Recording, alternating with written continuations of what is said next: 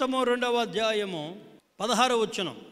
నా ప్రియుడు నా వాడు, నేను అతని దానను, పద్మములున్న చోట అతడు మందను మేపుచున్నాడు. ప్రార్థన చేద్దాం. మహాపరిశుద్ధుడవు గౌరవపాత్రుడవైన మా తండ్రి, కడప పట్టణములో బాక్రాపేటలో దేవుని స్వస్థతశాలనే సేనాయి కొండ ఏర్పాటు చేసి తండ్రిగా నువ్వు వచ్చుచున్న తండ్రి నీకు వందనాలు, కుమారుడిగా వచ్చుచున్న తండ్రి నీకు వందనాలు, పరిశుద్ధాత్ముడిగా వచ్చుచున్న తండ్రి నీకు వందనాలు. దేవా, పరమగీతం నేర్చుకోబోతున్నాం, మాతో నాతో మాట్లాడమని మా మంచి బోధకుడైన యేసునామమున వేడుకొనుచున్నాము పరమ తండ్రి. కూడి వచ్చిన దేవుని పిల్లలారా, దైవ ఆశీర్వాదములు మీకు తోడయుండునుగాక. గత వచనములో యేసు ప్రభు సంఘంతో మాట్లాడాడు, పెళ్లి కుమారుడు పెళ్లి కూతురుతో మాట్లాడాడు. ఇప్పుడు పెళ్లి కుమార్తె పెళ్లి కుమారుడితో మాట్లాడుతుంది. సంఘము విశ్వాసి యేసు ప్రభుతో మాట్లాడుతున్నాడు. ఏమని? నా ప్రియుడు నా వాడు. ఎవరా ప్రియుడు? యేసు ప్రియుడు. ఎవరు చెప్పండి? యేసు ప్రియుడు, ప్రాణప్రియుడు. కనుక నా ప్రియుడు నా వాడు. ఈ వాక్యం వెంటనే నువ్వు ఆ మాట అనగలవా? నీ హృదయములో, నీ జీవితంలో ఇక దేని మీద కూడా ప్రేమ అంత ఉండకూడదు. నువ్వు పరిపూర్ణముగా యేసు ప్రభుని ప్రేమిస్తున్నావా? పేతురు, నువ్వు నన్ను పరిపూర్ణంగా ప్రేమిస్తున్నావా? ప్రియుడా అని పిలుస్తున్నావా? నా ప్రియుడా అని పిలుస్తున్నావా? నా ప్రాణప్రియుడా అని పిలుస్తున్నావా? నన్ను ప్రేమించే అంతస్తు ఏ అంతస్తులో ఉన్నావా? 30లో ఉన్నావా? 60లో ఉన్నావా? 100లో ఉన్నావా? నా ప్రియుడు నా వాడు. నా ప్రియుడు నా వాడు. ఈ మాట నువ్వు అనాలంటే నువ్వు ఏం కలిగి ఉండాలో చూపిస్తా. కొరింథీయులకు రాసిన మొదటి పత్రిక 6వ అధ్యాయము 17వ వచనం. అటువలే ప్రభువుతో కలుసుకునివాడు ఆయనతో ఏకాత్మై ఉన్నాడు. కనుక నా ప్రియుడు నా వాడు, నా యేసు ప్రియుడు నా వాడు అని నువ్వు అనాలంటే నువ్వెవరిని కలుసుకోవాలా? ప్రభువుని కలుసుకోవాలి. అదే పౌలు చెప్తున్నాడు. ఏమని? ప్రభువుతో కలుసుకునివాడు. ఈ వాక్యం ఏంటన్నా, నీవు యేసు ప్రభుని రోజు కలుసుకుంటున్నావా? యేసు ప్రభు ఎవరితో కలుసుకునేవాడు రోజు? మార్కు సువార్త 1వ అధ్యాయము 35వ వచనం. యేసు పెందల కడనే లేచి ఇంకను చాలా చీకటి ఉండగానే బయలుదేరి అరణ్య ప్రదేశమునకు వెళ్ళి అక్కడ ప్రార్థన చేయుచుండెను. యేసు ప్రభు దినచర్య చూడండి. ఆయన తెల్లవారుజామున చీకటి ఉండగానే లేచి ఒలివల కొండ మీదో, గెత్సెమనే తోటలోకో, లేకపోతే ఏ ఊర్లో ఉంటే ఆ ఊర్లో, ఆ గ్రామములో, ఆ ప్రాంతములో తెల్లవారుజామున చీకటి ఉండగానే లేచి వెళ్ళి ఎవరిని కలుసుకునేవాడు? దేవుణ్ణి కలుసుకునేవాడు. దేవుడి పేరేంటి? యెహోవా. దేవుడి పేరు యెహోవా. ఉన్నవాడు అనువాడు దేవుడు యెహోవా. కనుక ఉదయకాలం లేచి దేవుణ్ణి కొలుసుకునేవాడు యేసు ప్రభు తెల్లవారుజామున. యోహాను సువార్త 20వ అధ్యాయము 1వ వచనాన్ని కూడా చదువుదాం. ఆదివారమున ఇంకనూ చీకటిగా ఉన్నప్పుడు మగ్దలేని మరియ పెందలకడ సమాధి వద్దకు వచ్చి సమాధి మీద ఉండిన రాయి తీయబడి చూచెను.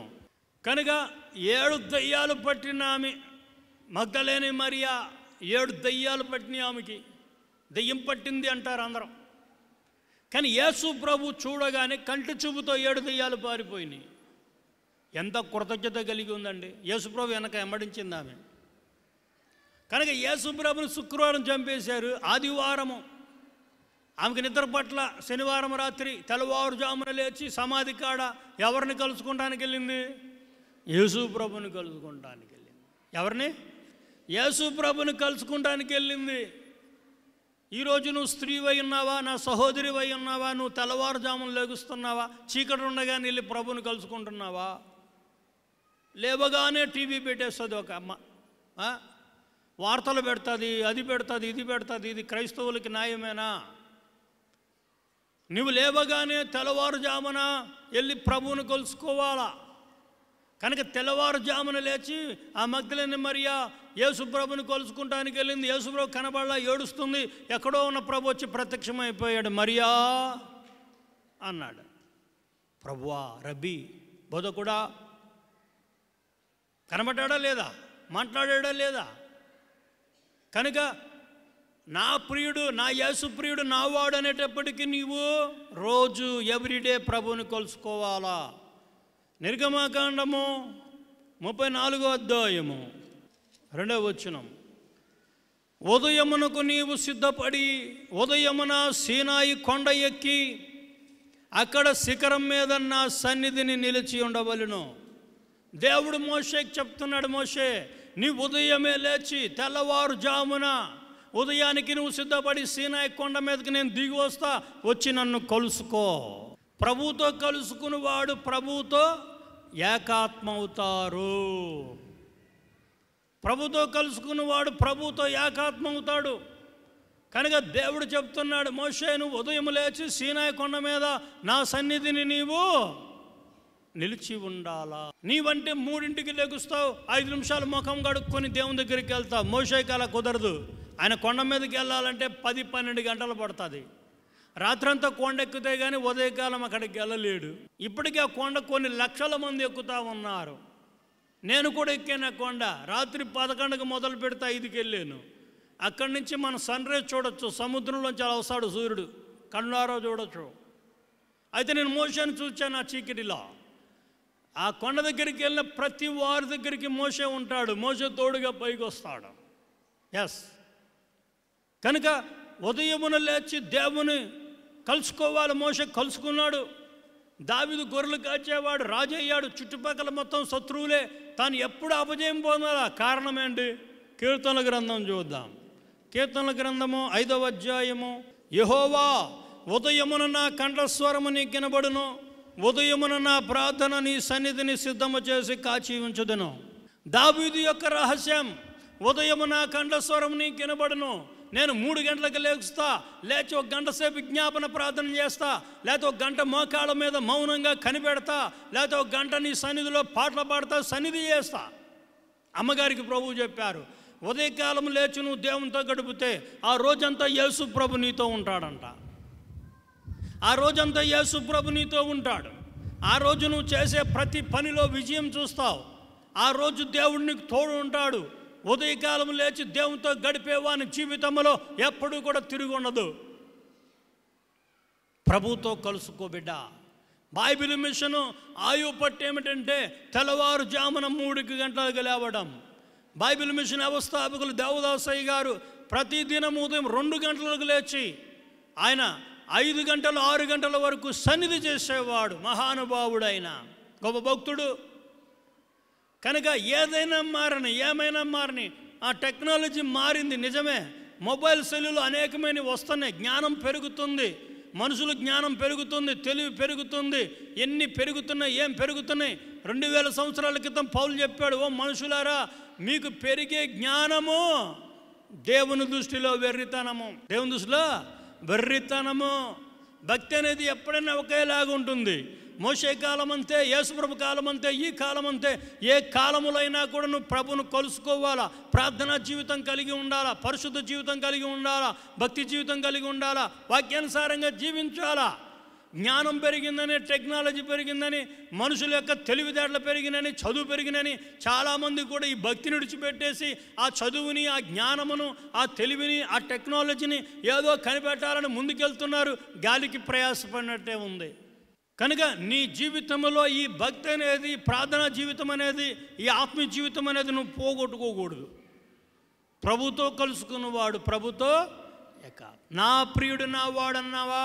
ప్రతిదినము దేవుని బిడ్డ, సహోదరి సహోదరుడా, దేవుని ఎదుటికి రా, దేవుడిని కలుసుకో. 1-2 గంటలు దేవునితో గడుపు.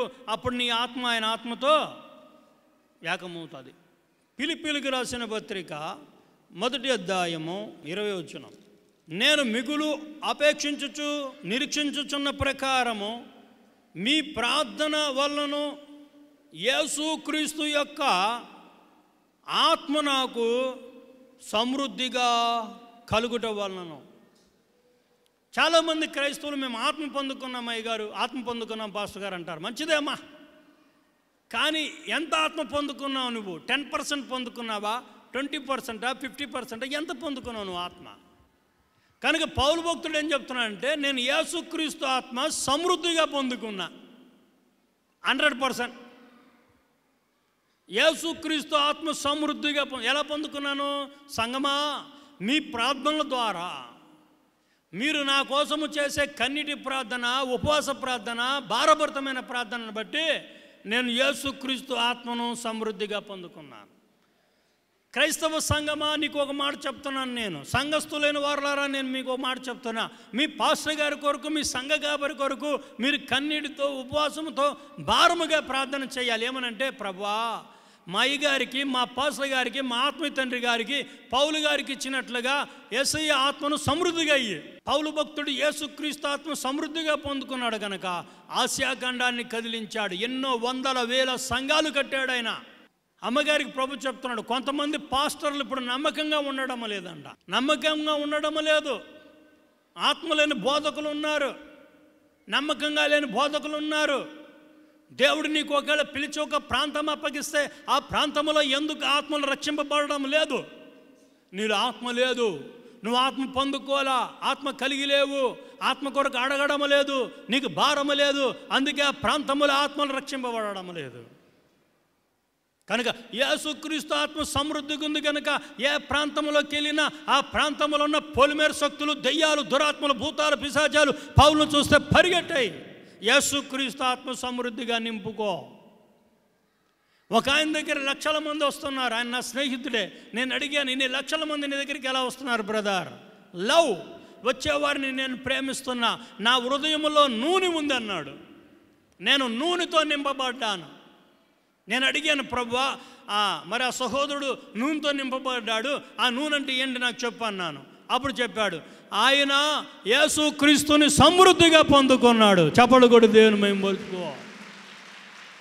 యేసుక్రీస్తుని సమృద్ధిగా పొందుకున్నాడు కనుక ఆయన ఎక్కడికి వెళ్ళినా వేల లక్షల ప్రజలు గొప్ప సేవ చేస్తూ ఉన్నాడు.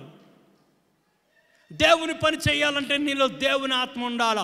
జ్ఞానము వైపు, చదువు వైపు, కులం వైపు, మతం వైపు, రాజకీయ నాయకుల వైపు, కుల నాయకుల వైపు, అంద చందాల వైపు, వేటి వైపు నువ్వు చూడకూడదు. You see to God.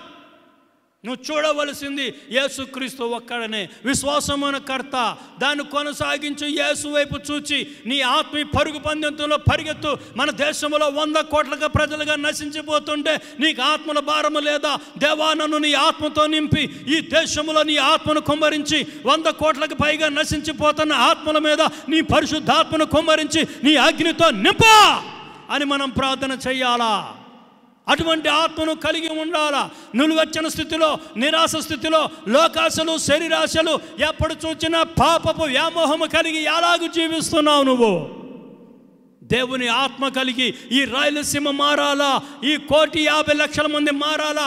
నీవు ఉన్న ప్రాంతంలో నువ్వు ఆత్మ కలిగి, యేసుక్రీస్తు ఆత్మ సమృద్ధిగా కలిగి ఆ ప్రాంతాన్ని నువ్వు కదిలించాలా. ఆ ప్రాంతంలో ఉన్న దురాత్మలను, ఆ దెయ్యాలు, భూతాలు, పిశాచాలు, ఆ శక్తులను నువ్వు ముందు చేయించాలా. ఆ గ్రామములో, ఆ మండలములో, ఆ ప్రాంతంలో ఉన్న ఆ దుష్ట శక్తులు జయిస్తేనే కదా ఆత్మను దేవుడు నీకు అప్పగిస్తాడు. కనుక యేసుక్రీస్తు ఆత్మను సమృద్ధిగా పొందుకున్నాడు పౌలు. పాస్టర్ క్రిస్ గారని ఉన్నారు సౌత్ ఆఫ్రికాలో, జోహాన్స్బర్గ్. నేను కూడా వెళ్ళాను. 10 days ఆయన ఆ బైబిల్ ట్రైనింగ్ పెట్టినప్పుడు సౌత్ ఆఫ్రికాకి నేను వెళ్ళాను. మన కళ్ళ ముందు బాగు చేస్తాడు ఆయన. వేల మందిని, కుంటివారిని నడిపిస్తాడు, గుడ్డివాడిని చూపిస్తాడు, అద్భుతాలు చేస్తాడు కళ్ళ ముందే. ఏమిటి ఈయన రహస్యం? అమ్మగారు కళ్ళు మూసుకుని ఆయన గురించి ప్రార్థన చేసినప్పుడు ఆయన కనబడడం వల్ల యేసు ప్రభువారు ముందు ఉండి ఆ రోగుల్ని బాగు చేస్తున్నాడు, దెయ్యాలు ఎలగొడతా ఉన్నాడు. సౌత్ ఆఫ్రికాలో అంతా నీగ్రో జాతి వారు, నల్లగా ఉంటారు, కొంతమంది వికారంగా ఉంటారు. కానీ వారే మోకరిస్తే గంటలు మోకరించి కన్నీటితో ప్రార్థన చేస్తారు. ఆయన 4 గంటలకు వాక్యం మొదలు పెడితే అర్ధరాత్రి 12 గంటలకు విడిచిపెడతాడు. 7 గంటలు 8 గంటలు అలాగ కూర్చుండిపోతారు అక్కడ ప్రజలు. నేను కూడా కూర్చుండిపోయాను అక్కడ. కనుక యేసుక్రీస్తు ఆత్మను కలిగి నీ ఉన్న ప్రాంతములో అనేక ఆత్మలను క్రీస్తులోకి నడిపించాల. నా ప్రియుడు నా వాడంటే నువ్వు ప్రభువుతో రోజు కలుసుకో, తెల్లవారుజామున కలుసుకో, ఉదయకాలం కలుసుకో, మధ్యాహ్నం కలుసుకో, రాత్రి కలుసుకో, సమయం అనక అసమయం అనక దేవునితో గడుపు. అప్పుడు చెప్తావు నా ప్రియుడు నా వాడు, నేను అతనిదానను. నేను అతడంటే ఎవరు? యేసు ప్రభు. సంఘాన్ని స్త్రీతో పోల్చారు వాక్యములో. పెళ్లి కుమార్తె, పురుషుడు స్త్రీ కాదు, మనందరూ కలిస్తే స్త్రీ, సంఘం స్త్రీ. నేను అతని దానను, సంఘము అతని దానను. రోమపత్రిక 8వ అధ్యాయం 9వ వచనం, దేవుని ఆత్మ మీలో నివసించి ఉన్న ఎడల మీరు ఆత్మ స్వభావము గలవారే కానీ శరీర స్వభావము కలవారు కారు.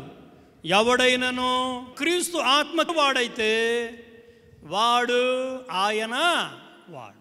నా ప్రియుడు నా వాడు, నేను అతనిదానను. నీవు యేసుక్రీస్తు వాడివి, యేసుక్రీస్తు దానవు. కనుక నువ్వు యేసుక్రీస్తు దానవు, యేసుక్రీస్తు వాడవు కావాలంటే నీలో ఎవరు ఉండాలా? క్రీస్తు ఆత్మ ఉండాలా. ఏమాత్మ ఉండాలా? క్రీస్తు ఆత్మ ఉండాలా. సాధు సుందర్ సింగ్ ఏదైనా ఊరు వెళ్తే అమ్మో యేసుప్రభు వచ్చాడు, యేసుప్రభు వచ్చాడు అనేవాళ్ళంట. అంటే క్రీస్తు స్వరూపములోకి మార్చబడ్డాడు. క్రీస్తు ఆత్మ నీలో ఉంటే, క్రీస్తు ఆత్మ నీలో ఉంటే నువ్వు కూడా చిన్న క్రీస్తు అయిపోతావు. ఎస్, నువ్వు కూడా చిన్న క్రీస్తు అయిపోతావు.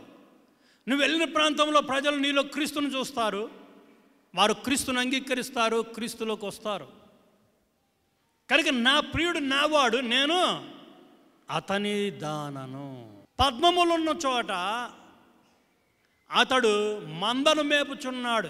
గొర్రెలకి పువ్వులన్నా ఆకులన్నా పచ్చికన్నా ఇష్టం గొర్రెలకి.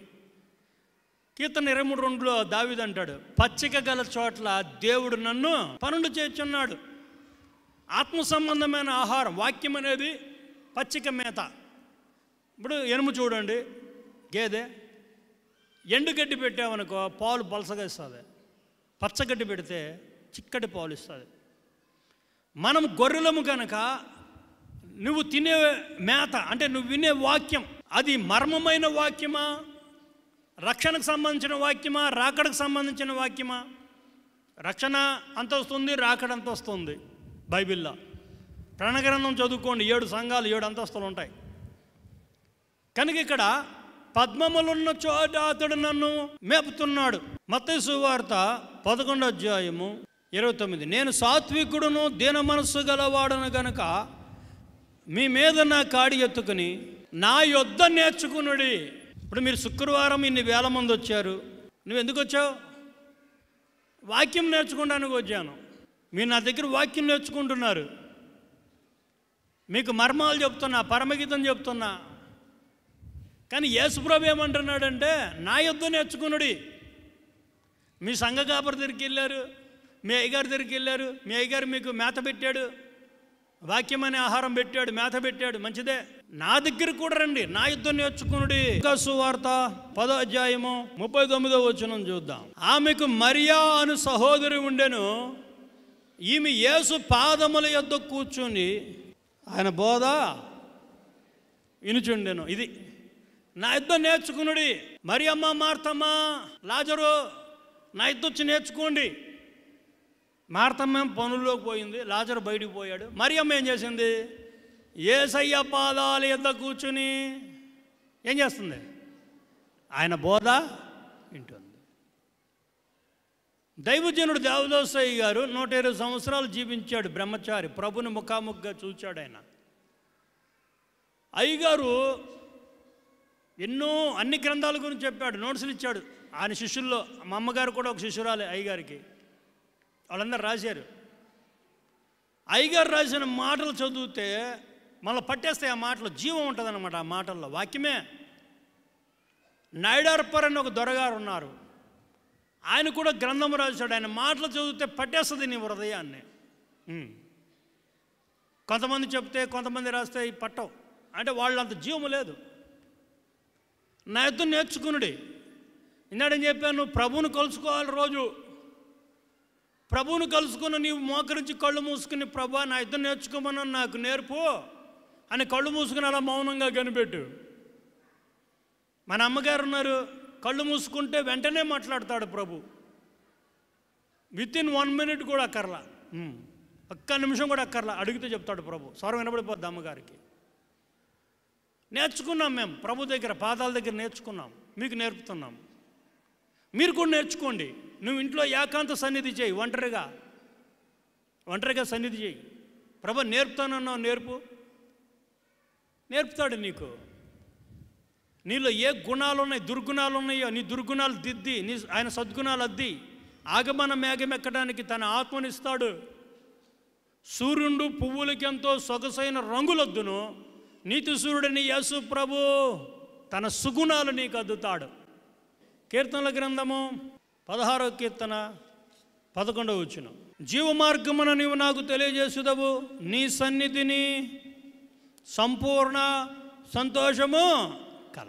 కనుక దావీదు గొర్రెలు కాచేవాడు, రాజైనా, అంత గొప్పవాడైనా, ఉన్నతమైన స్థితికి వచ్చినా దేవుడికి ఏమంటున్నాడంటే, దేవా నీ సన్నిధిని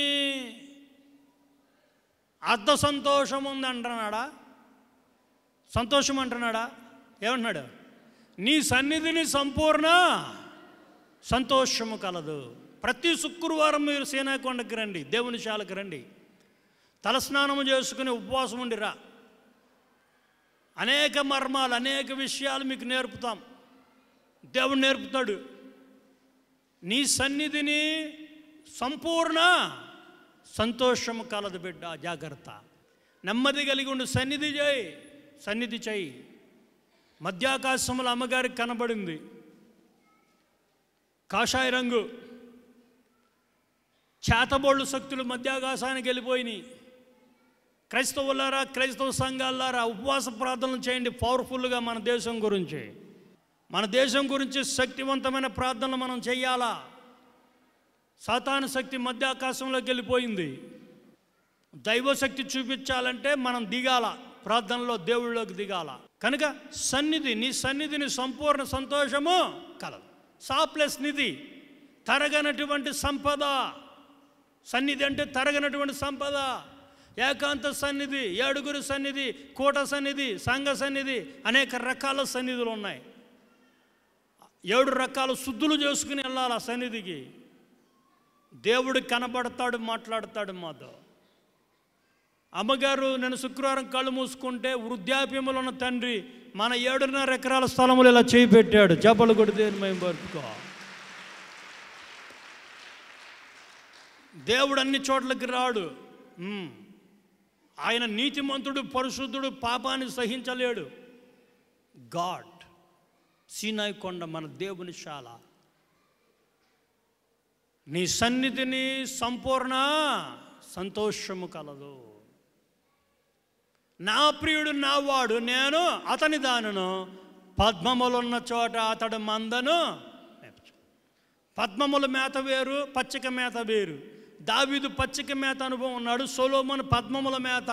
దావీదు కంటే 4 ఆకులు ఎక్కువే చదివాడు. 7 ఏళ్ళు యెరూషలేము మందిరం కట్టాడు, రాజ్యాన్ని విస్తరింపజేశాడు, సైన్యాన్ని విస్తరింపజేశాడు, చాలా గొప్ప పనులు చేశాడు. కానీ చివరిలో దేవుని మాట వినకుండా స్త్రీ వ్యామోహంలో పడిపోయాడు. 100 కోట్లు పెట్టి చర్చి కట్టడం కాదంట గొప్ప, దేవుని మాట వినడము గొప్ప. అట్టి ధన్యత దేవుడు మనకు దయచేయనుగాక. ప్రేమ కలిగిన పరిశుద్ధుడా, నా ప్రియుడు నావాడు, నేను అతని దానను, పద్మములున్న చోట అతడు మందనమేపుచున్నాడని మర్మమైన పరమగీతం బోధ. బైబిల్ మిషన్ వాక్య సేవకు నేను నీ దాసుని ద్వారా నాయనా మీరు ఇచ్చిన వాక్యాన్ని దీవించమని దీవెనల దాత దేవకుమారుని పేరట వేడుకొనుచున్నాము పరమ తండ్రి.